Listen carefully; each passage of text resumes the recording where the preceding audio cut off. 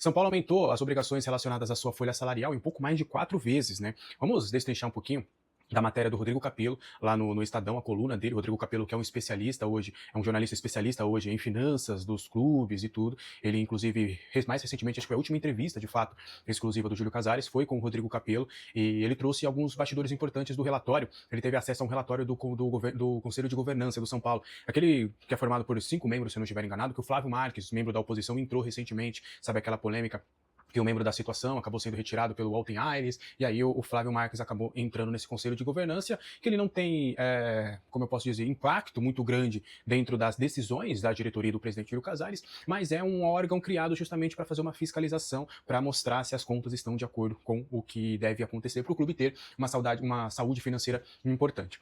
E aí o Rodrigo Acesso ele teve com exclusividade esse acesso ao documento, aí tem várias coisas, a gente vai focar na obrigação com a folha salarial, que aí esse tema é importante, porque não é a folha salarial em si que aumentou mensalmente nesse quesito, mas as obrigações. Então obrigações de folha salarial são todos os pagamentos, são premiações, são luvas, são direitos trabalhistas, então sabe daquelas polêmicas que a gente já trouxe, de atrasar e tudo, e quando você tem um atraso, você tem uma correção de juros, a depender, por exemplo, você não retirar obrigatoriamente o INSS, alguns juros, alguns impostos que você tem que retirar realmente, fazer realmente esse recolhimento, e aí depois você acaba entrando num acordo com o governo para pagar. Enfim, essas obrigações que acabam acontecendo ali por você contratar, ter questões trabalhistas mesmo. E aí, por conta disso, a dívida do São Paulo, né, caiu, como a gente já trouxe, ela caiu para 913 milhões, né, até setembro de 2025, a dívida era de 968 milhões até o final do ano passado, que teve aquele déficit muito grande. E aí houve esse crescimento das obrigações da Folha. O número era de 34 milhões até dezembro de 2024.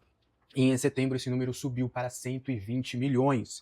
Então foram quase 4 vezes mais aí de um aumento nas obrigações relacionadas à folha salarial, o que mostra, né, que apesar do superávit, também precisa-se de uma gestão para você controlar não só as novas dívidas, mas você também, além do superávit, além de diminuir a dívida, de você cumprir com as suas obrigações. Né? Acho que é o básico não só do futebol, acho que é o básico da vida. Se você tem um comércio, se você tem um barzinho de esquina, se você tem um restaurante, se você tem uma rádio, né? Se você tem qualquer comércio, qualquer empreendimento, o mínimo que você tem que fazer é pagar tudo em dia. E infelizmente o São Paulo Futebol Clube, o maior clube desse país, não tem cumprido ali com as suas obrigações e por conta disso esse aumento na folha salarial foi gigantesco. Então só para deixar claro, são valores referentes à folha salarial. Não é necessariamente que a folha era 34 mensais e aí agora foi para qual que é o número correto para trazer aqui? 120 milhões. Não, são as dívidas relacionadas à folha salarial. São Paulo devia 34 milhões, aí agora está devendo mais de 120 milhões, então é mais ou menos nesse cenário. O que você acha disso tudo? Eu quero muito saber a sua opinião nos comentários, tá?